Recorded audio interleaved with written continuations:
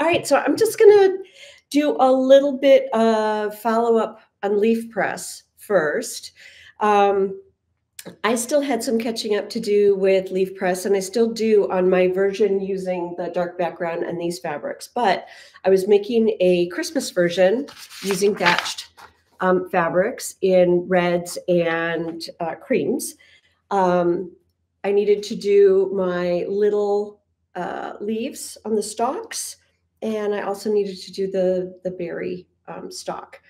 What I found when I was doing this one is this particular block. The first time I made this quilt and the second time now I've made this quilt, I've made this mistake. I will get one of these branches flipped upside down, so I have more room in the upper corner and less in the lower. And I had joined the whole stock part when I realized that one of these was flipped upside down. So I will often put in a pattern to look for something if it's something I make a mistake on. I don't know if I did on this one, but I've made that mistake a couple times. So check your directions so that all of your stalks are lining up nicely. Also, when I'm adding a thin sashing, I'm usually pressing in towards that so that the seams are laying flatter against something that doesn't have any piecing on it. And on here, the thing you're going to want to watch out for is when you're joining these pieces together. I'm a little bit off here. I might rip that and fix it as I'm going through. That's a good place to pin for accuracy. When I'm making these blocks, I'm going back to all those little stitch and flip corners that I trimmed off and I put into my little bucket for later. I'm going through, I'm finding those, I'm trimming them down. You can cut them from the pattern as they're listed, but this is one that I wait to cut because I'm going to reuse a lot of the scraps from the bigger stitch and flip corners that I pulled off earlier and I saved and I made that extra seam. These are going to be the place where they're utilized. Same thing with my pressing on here. I am usually pressing one direction when I am trimming my half square triangles. I am pressing in towards any kind of little sashing. I'm letting that take the bulk of my seams and pressing in towards it. The other thing then, once on leaf press, so here is my second row.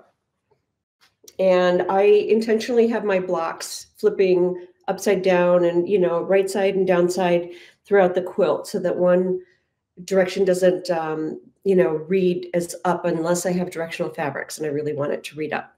But you can decide as you want to do with that.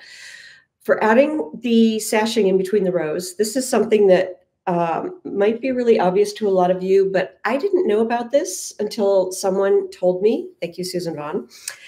When you are adding the sashing strips on a long piece like this, right, you want to first, so you want to measure that you have, I do measure my row to make sure that I'm kind of the same measurement that I'm supposed to be on my sashings with my row and that I haven't made my seams like a little bit too fat so that my measurement is in. Block step is, not block step, bar hop is one with a lot of seams. And so your row can shrink a little bit. So I really try to double check how my seams are on that. The length for this in the pattern specifies 38.5 inches, which is what my piece measures. I have a long table that I can measure out to 38.5 inches. I know a lot of you don't have one that long. So in that case, what I'm doing is I'm saying, what's half of 38? It's 19. What's half of half? It's a quarter. So I'm making sure that I have my piece folded in half. I'm going from the fold, and then on my ruler, I'm going to cut this to 19.5 with my fold at the end. And that's going to get me or 19.25, sorry, to get my 38.5 strip. So when I'm putting this on, I'm going to pin my ends, pin one end, and then pin the other end. I'm going to fold both of these pieces in half so that I get them to hang nice and evenly. I'm going to find my halfway point, and now I'm going to pin there. And I'm not a big user of pins unless it's putting on sashings. Then I use a lot of pins, and I'm a huge fan of them. Same thing here. I'm going to make sure that I'm nice and even. Sometimes it's just a matter of kind of stretching it out, and I'm going to pin in the middle. Catching the back of that. And same thing here. I'm going to pin in the middle.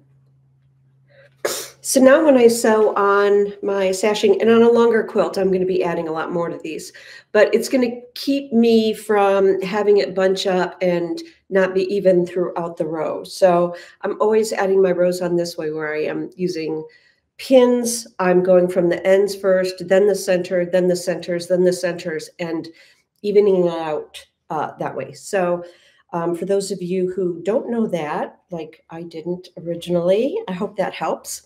And I'm hoping that the next time